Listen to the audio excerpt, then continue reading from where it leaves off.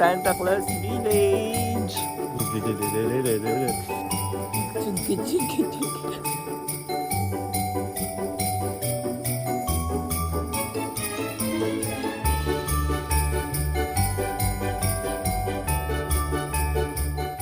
Hi guys! Nandito na kami sa Santa Claus Village. Whole day dito lang kami mag-explore to meet Santa and just go around the Santa Claus Village. So, papakita ko sa inyo yung mga iba't ibang facilities inside and activities inside. So, let's go and have some fun in Santa Claus Village!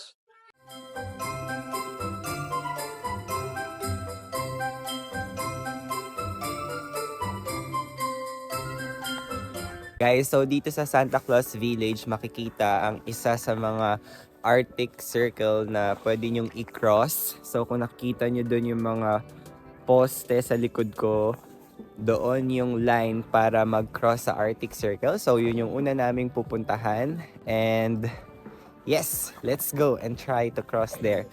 Alam nyo ba na sa Arctic Circle merong isang gabi na hindi sumisikat ang araw at may isang gabi na hindi lumulubog ang araw. For now, yun lang yung alam ko about the Arctic Circle. And guys, by the way, pag nag-cross kayo ng Arctic Circle, pwede kayo magkaroon ng stamp sa passport nyo.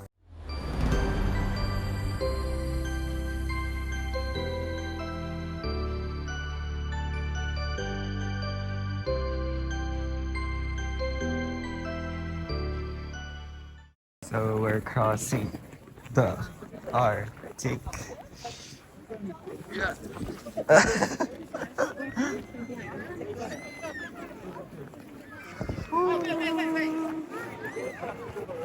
Guys, medyo comedy. Nasa Arctic Circle na pala kami kanina pa. Tapos, sa gitna kami kasi dumaan. So, nakakross na kami ng Arctic Circle. Hindi pa namin alam. So ngayon nandito kami sa kabilang side ng Arctic Circle, outside the Arctic Circle, tapos doon pala yung sa side na yun sa gitna yung Arctic Circle. Paulit-ulit ng Arctic Circle, so medyo funny. Nawala yung excitement. Yan na siya. Tapos ang temperature ngayon is -9. Abutin kaya kami ng whole day dito. Tignan namin kung ano yung iba pa namin makikita sa loob bukod kay Santa. Pero mamaya-maya na kami papasok sa loob ng mga shops or mga stores kasi sulitin namin yung araw. Around 10 a.m. kasi yung sunrise. Pero around 9, medyo maliwanag na. Then, siguro around 2 to 3, mag-set na uli yung sun. So, medyo madilim. That's the time na best pumasok sa loob para at least na sulit nyo yung sunlight sa labas. Medyo malamig kaya papasok muna kami sa dito sa Santa Claus Post Office. Tapos tatry kong pa-stamp ng Arctic Circle stamp ang aking passport. Pwede ata. So, let me try. Yun yung napanood ko sa vlog eh.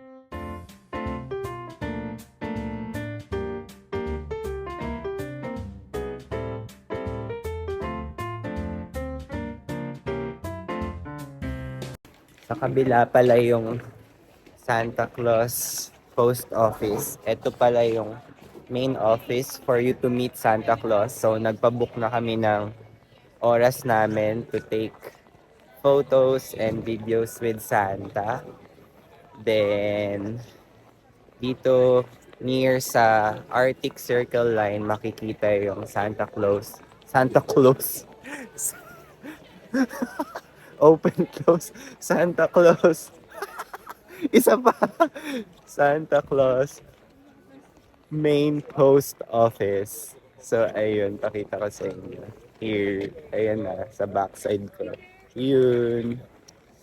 Ayan. Ito yung post office. So, guys, by the way, dito sa loob ng Santa Claus post office, pwede kayong sumulat ng mga postcards tapos isend sa family nyo. Tignan natin kung magkano yung presyo. Pwede mong schedule kung papadala mo this Christmas Tapos kung dumating naman kayo after Christmas, pwede pa rin yun schedule ulit for next Christmas. So let's go inside and I'll write some letters for my family and some close friends for souvenir.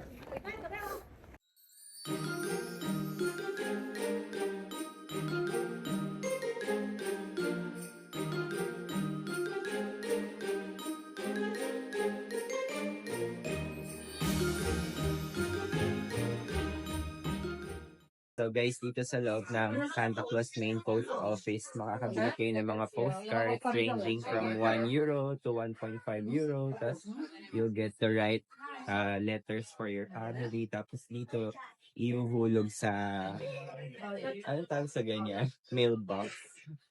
May option kayo na ihulog sa Christmas mail, tapos just in time for Christmas, darating yung postcards or daily mail. Ayan yung babayaran guys, €250 international stamp to all countries for your postcards. So nakabili na ako ng postcards, €1 each, and then for the stamps, 250 isa, €250. So total €350 kung may gusto kayong senda ng postcard.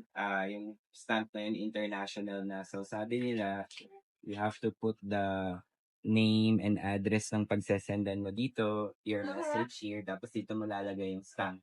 Because at this period daw, it doesn't matter kung lalagay mo siya sa Christmas mail or daily mail kasi they send it at one time na at this season para umabot for Christmas. Kasi it takes 3 weeks daw, minimum daw, para makarating sa pagsesendan. Pero for safety purposes, I will send this later sa Daily Mail. Yun yung suggestion ng cashier na kinukusap ko kanina. So, ang dami mong pagsusulatan, medyo 10 to. So, kakain na kami ng lunch. Punta kami sa Salmon's. Ano yun? Wait. So, pupunta kami kay Santa Salmon's Place.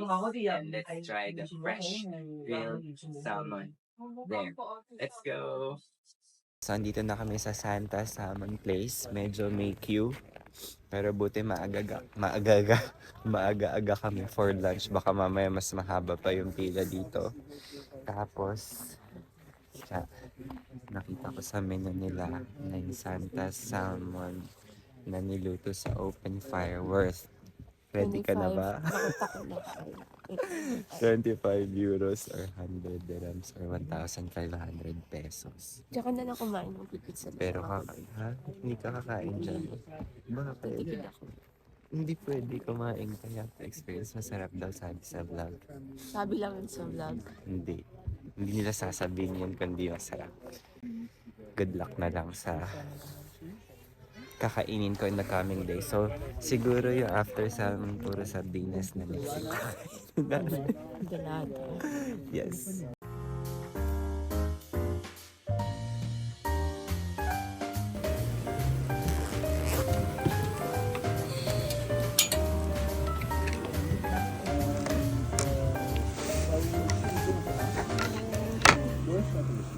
Guys, so nandito na kami sa loob ng Santa Salmon Place. And ang orderin namin itong fresh salmon cooked on open fire served with finished salad and bread worth €25. Yes. So andun siya niluluto sa gitna. So habang nag-antay kami ng food, simulan ko na yung pag-prepare ng mga postcards na isasend ko kasi around 10 postcards yung isasend ko sa family and friends.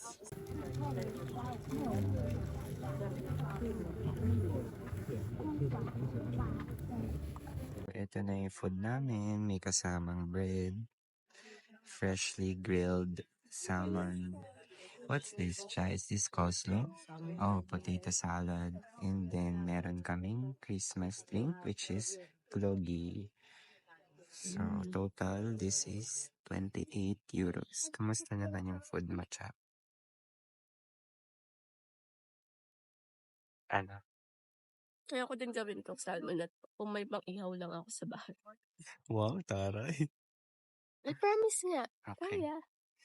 Masarap siya. Yun nga lang. Sobrang mahal. Baka dahil sa place or dahil sumikat siya. No? Let me try.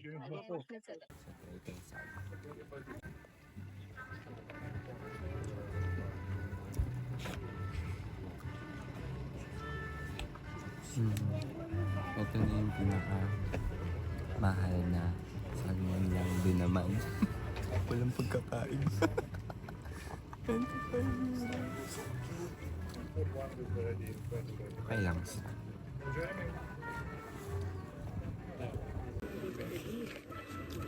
Gusto ko yung potato salad nila, guys.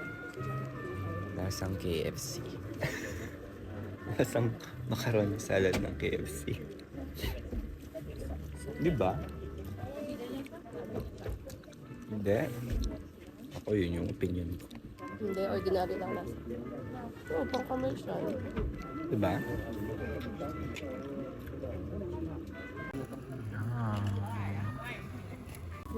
Guys, so doon niluluto sa open fire yung salmon tapos naka-side lang siya.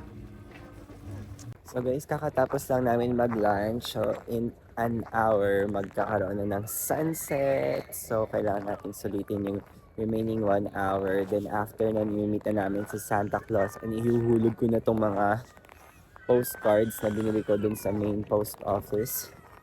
So ganito talaga dito kapag winter season, sobrang iksi lang ng sunlight. Kung natatanong niyo pala kung may entrance fee dito sa Santa Claus Village, wala siyang entrance fee. Pero yung mga activities inside, may bayad. Merong mga iba-ibang activities like also reindeer, husky ride, meron ditong snow world. Tapos ayun sa likod ko ngayon, may horse.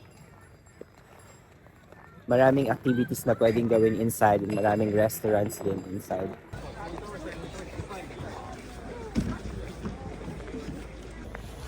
Guys, so dito sa loob ng Santa Claus Farm, Santa Claus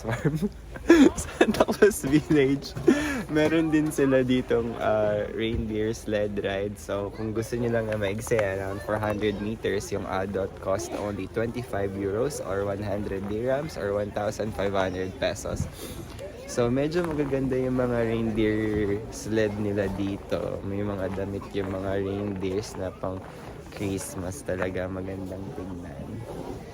So, pakita ko sa inyo. Hi! Ayun sila.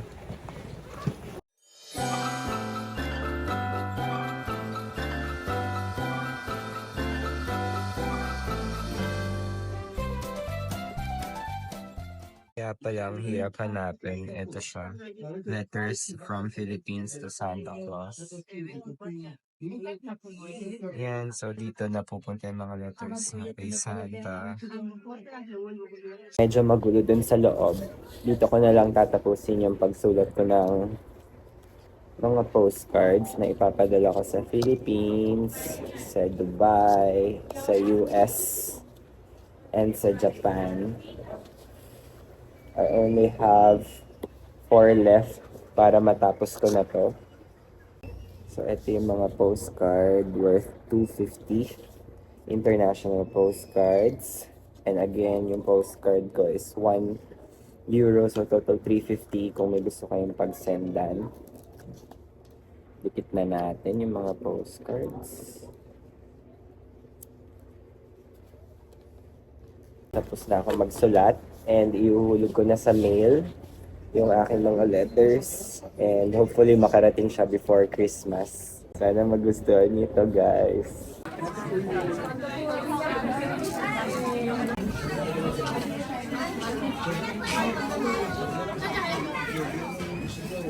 So in a while, mimit na namin si Santa. Mag-aayos lang ako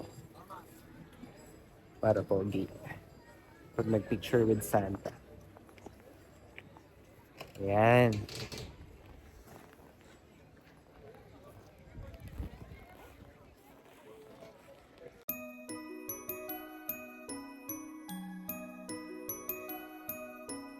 Hello and welcome to Arctic Circle.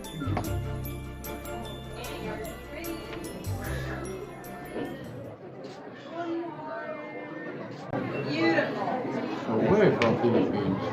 Manila. Manila. I'm very happy to see you here. I wish everything good for this Christmas and see you there in Manila in Congress. See you. Okay. Nice to Merry meet you, Christmas. Santa. Bye-bye.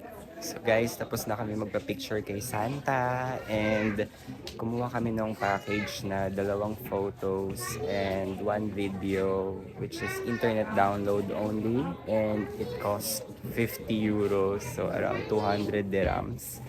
And if gusto niyo ng printed version lang, it's around 35 euros. Tapos kung both printed and internet download, it cost 80 euros. Yung print later na yun, pwede naman magpa-print sa labas na mas mura. Tapos meron silang souvenir shop after, which ranges yung mga souvenirs ng mga ref magnet and keychain around 6 to 7 euros. Tapos may mga snow globe dito na maliit worth 8 euros. Medyo mahal yung mga souvenirs pero halos ganun din yung presyo sa labas, which is around 5 to 6 euros. It took 1 hour for us to complete our activity kay Santa kasi may pila pa sa loob. And buti na lang maaga-aga kami pumunta kasi ang dami ng pila ngayong around 3 p.m. Yes! 3 p.m. and madilim na, sunset na. Medyo umuulan. Ano ba yan? May nagsusumok ba? Medyo umuulan ng snow. Umuulan ng snow. Ayun, tapos na yung aming activity dito sa Santa Claus Village. I'll just get stamp from the information center para sa I'm stamped. It's a certificate that I have crossed the Arctic Circle. And yes guys, hopefully marami kayong nalaman na information sa mga nagbabalak pumunta dito sa Santa Claus Village. And actually 1 day or even half day is enough kung hindi naman kayo mag-take ng ibang activities such as reindeer, husky, etc. etc. Kung nagawa nyo na yun sa ibang araw, you'll just need to visit the post office, meet Santa Claus, and try some restaurants inside Santa Claus Village. And yeah, that's it. See you next time, guys. And tonight we are heading to our hotel kasi later this evening mag-try ulit kami ng Aurora hunting. This time naman sa Finland. Originally it's scheduled yesterday, pero sa isang forecast app na tinignan ko, much better daw today, but I don't think so because it's very cloudy. Pero still hoping para sulit yung binook and yung pera na naman. Siyempre guys, dapat tayo practical, 'di ba? Dapat masulit yung perang ginastos. And yeah, today is our second to the last day. Tomorrow will be, syempre tomorrow. Tomorrow is our last day in Lapland, Finland, and my vacation as well. Tapos back to work na. And the last activity that we will do tomorrow is the lakeside sauna, which is in Apuca Resort na pinagsayan namin last time. Babalik kami doon. So hopefully maganda yung experience tomorrow to end our vacation officially. Ayun guys, see you and punta kayo dito and meet Santa. Bye-bye! For the husky. Hi guys, so kung gusto niyo ng remembrance sa pag-cross niyo ng Arctic Circle, meron silang certificate na ino-offer which is around 6 euros or 7 euros. Pero kung gusto niyo lang naman ng remembrance, simple remembrance, you can only spend 0.50 euros to get this stamp. Bawal na siyang stamp sa passport. They can stamp it sa ganitong mini cardboard with some decor, or to any paper notebook diaries that you have for your remembrance or souvenir. So dito rin sa information center, marami kayong mga shops na makikita to buy souvenirs. Papakita sa inyo. Yan. Tignan nyo na lang sa likod ko. Ayun.